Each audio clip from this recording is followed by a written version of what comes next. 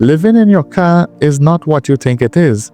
Most people hear that and assume tragedy, assume something broke in your life.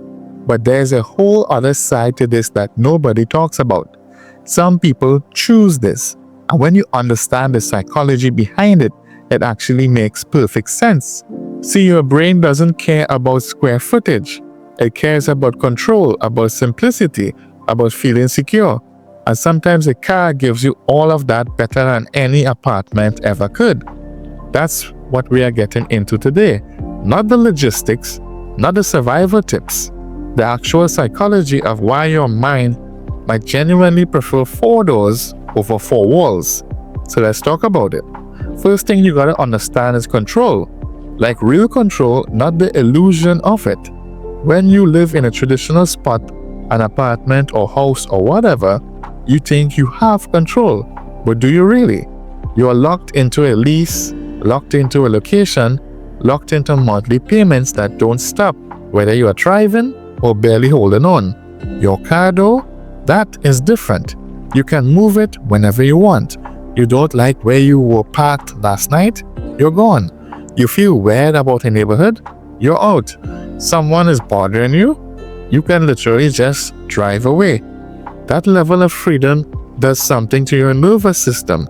It tells your brain that you are not trapped, that you always have an exit route. And psychologically, that matters more than people realize.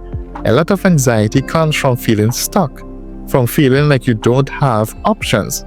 But when your entire living situation is mobile, when you can change your environment in seconds, that anxiety starts to fade. You're not locked in. You are never locked in. Think about it like this. When you're in an apartment and something feels off, you gotta deal with it. Loud neighbors? Well, tough luck. You signed a lease for a year. Rent goes up, you either pay it or go through the nightmare of moving. In your car, you are the one making every single call. You decide where you sleep, where you wake up, who you are around. That's pure autonomy, and your brain craves that. There's also something about owning your space completely. In an apartment, you're renting someone else's property. There are rules, restrictions, a landlord who can show up and tell you what you can't do. But your car, that's yours. You own it. Nobody can tell you to leave it unless you are parked illegally. And even then, you just move. It's your domain, your territory. And that sense of ownership hits different when you're used to feeling like a guest in your own home. Control also extends to your routine. You're not beholden to anything. No garbage day, no maintenance schedule, no one telling you what color your curtains can be. You wake up when you want, you go where you want, you structure your day entirely around what makes sense for you. And for people who spend their entire lives following someone else's structure, that freedom is intoxicating. The psychology here is about agency. When you have agency over your life, when you feel like the decisions are genuinely yours, your mental health improves. You're not just going through the motions, you are actively steering your existence.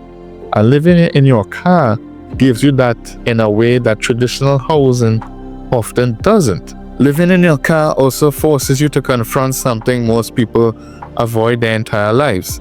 How much you actually need versus how much you've been conditioned to think you need. When you move into a car, you can't bring everything. You just can't. So you make choices. You figure out what actually matters. And here's the wild part. Most people realize they need way less than they thought. That realization is huge psychologically because it breaks this cycle of consumption that's been drilled into us since childhood. We've been told we need a big closet of clothes, a kitchen full of appliances, shelves full of books and decorations, and things that prove we're doing okay. But when you strip all that away and you're living with just the essentials, something in your brain starts to shift. You stop caring about impressing people. You stop measuring your worth by what you own.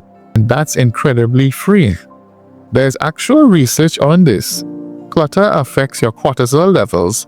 The more stuff you have around you, the more your brain has to process, the more stress you're carrying without even realizing it.